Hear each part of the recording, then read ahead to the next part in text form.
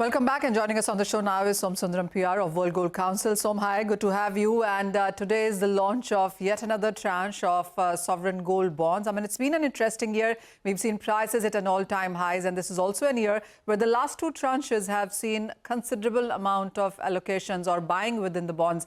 How would you look at this one? Would you say that there's more awareness, better ticket size and better participation now in this financial product?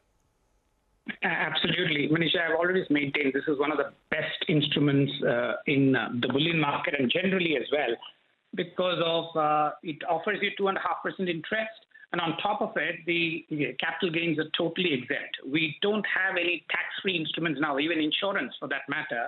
You know, it's just been reduced to 5 lakhs. So given that this is one of the best instruments, and given where gold is headed, I think this is a very attractive investment, so I wouldn't be surprised even this is a bumper issue there. In this tranche until now, the first couple of tranches, what would you say is the total buying? Sorry, I didn't get the question. What has been the buying in this current series until now? Well, I think I don't have the latest figure, about 120 tons has been purchased so far. Maybe a little more than that, but it's sizable. There is no doubt. All these tranches, it's sizable. There has been a redemption on 30th November. People have been very, very happy. So I'm sure those who have redeemed will come back also. Yeah, absolutely. So also, when you look at the ticket size within gold bonds, what is it until now? Also, when you look at participation, would you say that it is about retail individuals participating more rather than others that are allowed, which is also HUFs and charitable institutes and the rest? Well, we don't have exact data on that, but yes, quite a lot of retail investors have definitely used sovereign gold bonds.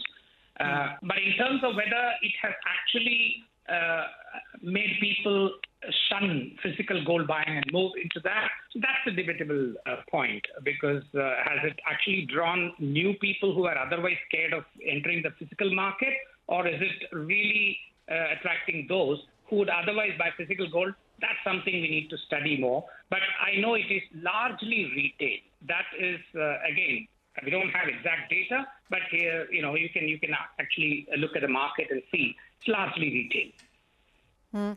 So also, what's your sense for this year now? I mean, we're drawing an end to this one. I mean, I know it would take time for the final numbers to come in, but the way the first 3 quarters of this year have been, and the current quarter as it draws to an end, what is the total import or consumption that India could be looking at in sense of physical imports? Well, in terms of consumption, I can talk about it. Imports is a very difficult thing to speak about till the last day.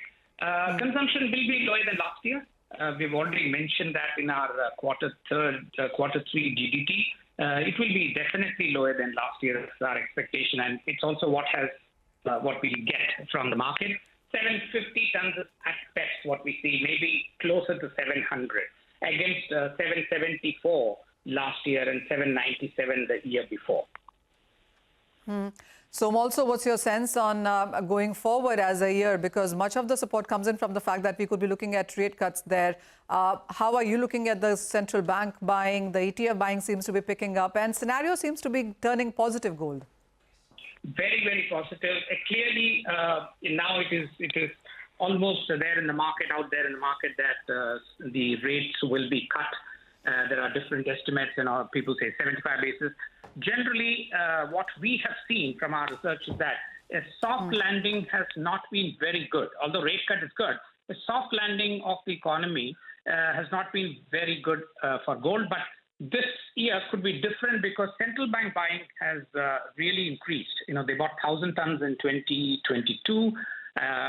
This year, in 2023, up to the September, they have bought 800 tons.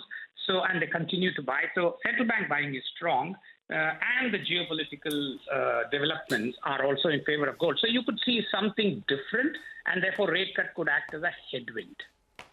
That's good to know. Som, thank you so much for joining us with all those detailed conversation about gold, whether it's in physical format or, of course, the sovereign gold bonds, which opens today and is open until 22nd of December. And as Som said, this has been the best performing financial asset class that we've seen within gold itself, rather. With that, it's wrap on this edition of Halftime Report. After break, all the action will be taken forward by Business Lunch.